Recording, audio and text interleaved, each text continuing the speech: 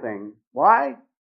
Because material things live in complete alienation from spirit. We are never separated from God. Every night we have to go back to Him, whether we like it or not. And every time we eat food, God's there to digest it.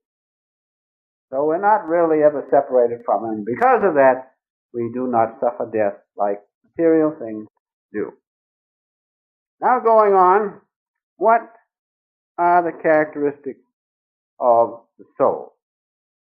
Characteristics of the soul, besides those spoken of in the Gita, which I read just a minute ago, besides those things, the soul belongs to the noumenal region. That is, the noumenal means that which underlies phenomena. We see this rose here. That's the phenomenal region. But behind that rose, is the vibrating spirit, or astral energy, subtle energy, electronic energy, whatever you call it.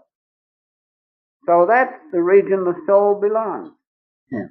Not the phenomenal, not the outward region. Remember the moving picture. As the light hits the screen, the soul does not belong to the shadow on the screen at all. The soul belongs to the region of the light or the noumenal region. The shadow on the screen is the phenomenal region. And behind every phenomena, including our bodies, is the soul, or the noumenal part of it. The underlying, the unseen, the real part. The body passes away, the noumenal part does not. And so, souls belong to the noumenal region. Remember, a ray comes in through the medulla center. That ray, which is the individualized spirit, the soul comes in, and we're born, and in that ray is the wherewithal to make a complete body.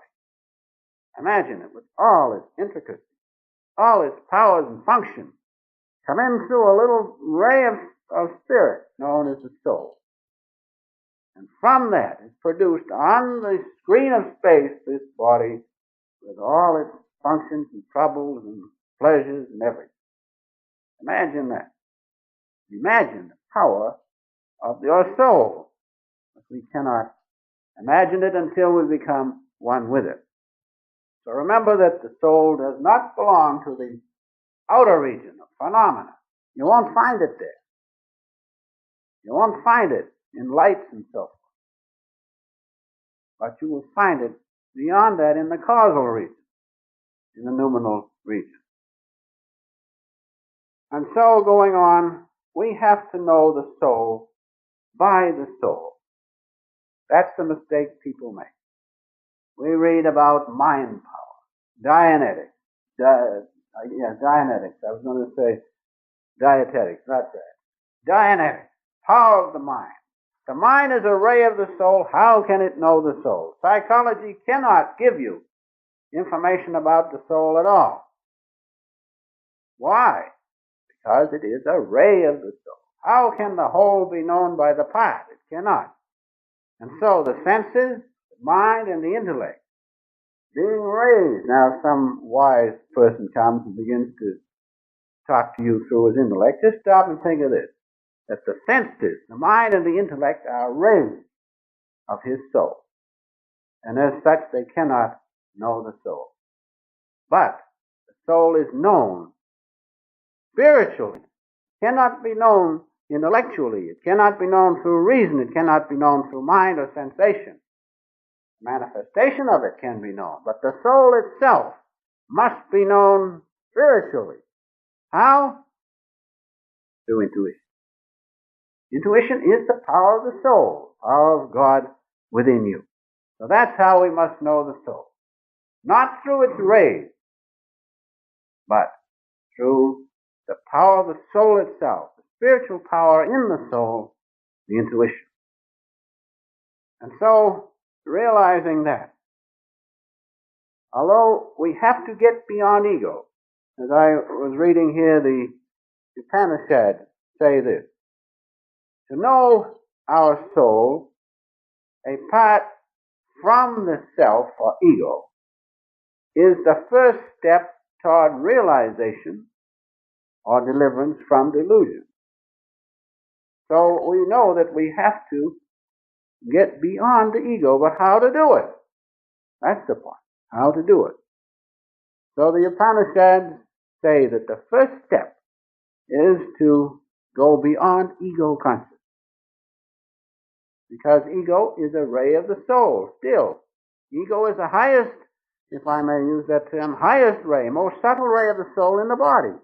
Because the ego is the I in you that stands up and says and does things. Still, that ego is a ray of the soul. Now the Upanishads say that we must, first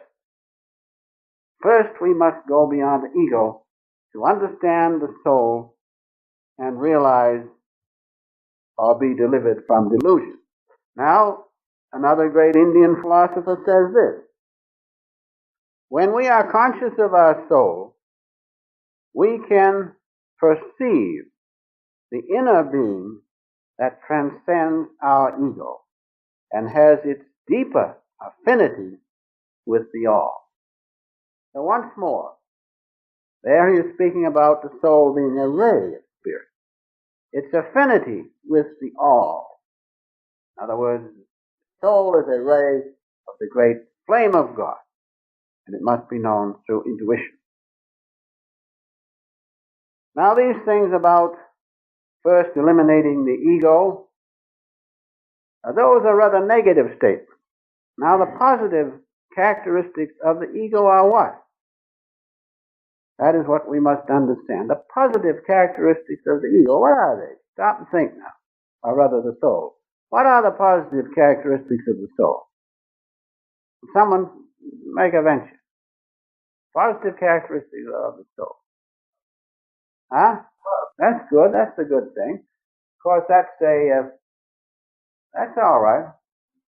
Huh? Wisdom, that's right. Huh? That's right.